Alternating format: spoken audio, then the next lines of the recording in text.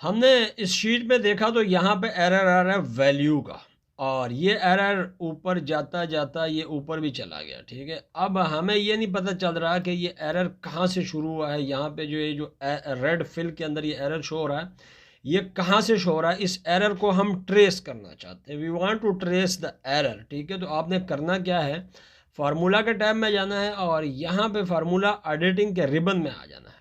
इस पे यहाँ पे जब आप आएंगे तो एक्सेल 2016 में तो यहाँ पे ये एक छोटा सा बटन बना हुआ है। ठीक है, लेकिन इससे पिछले जो वर्जन है वहाँ पे ये बटन थोड़ा सा बड़ा है। तो यहाँ पे आपने क्लिक करना है, ये जो ड्रॉप डाउन लिस्ट है और यहाँ पे आप देखेंगे तो ट्रेस एरर के नाम से एक बटन है, इस पर जस्ट क्लिक कर देंगे तो ये देखें ये आपको लेके जाएगा यहाँ से रेड एरो कीज़ की सूरत में कि जी यहाँ पे मसला है इस सेल के अंदर।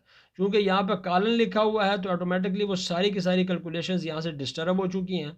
अब अगर यहाँ से मैं कॉलन को हटा के इसकी जगह पे कोई वैल्यू लिख देता हूँ, कोई नंबर लिखूंगा, तो ये जितने भी रेड एरोज हैं ये ब्लू में कन्वर्ट हो जाएंगे, जिसका मतलब ये होगा कि ये एरर यहाँ से ख़त्म हो चुका है। अब ये देखिएगा मैंने यहाँ पे 5 लिखा तो अब ये देखें सारे के सारे एरोज जो हैं ये ब्लू में कन्वर्ट हो चुके हैं। अब इन एरोज को आप ख़त्म करना चाहते हैं तो फिर फार्मूला में जाएं, फार्मूला के टैब में जाएं और फार्मूला एडिटिंग में जाएं और यहाँ से रिमूव एरर के ऊपर क्लिक कर दें तो ये देखें अब आपका एरर भी ख़त्म हो चुका है और वो जो एरोज थे, रिमूव एरोज सॉरी, एरोज जो थे वो भी यहाँ से ख़त्म हो चुके हैं। So thank you very much for watching. Videos अगर आपको पसंद आती हैं तो शेयर और लाइक करना मत भूलिएगा।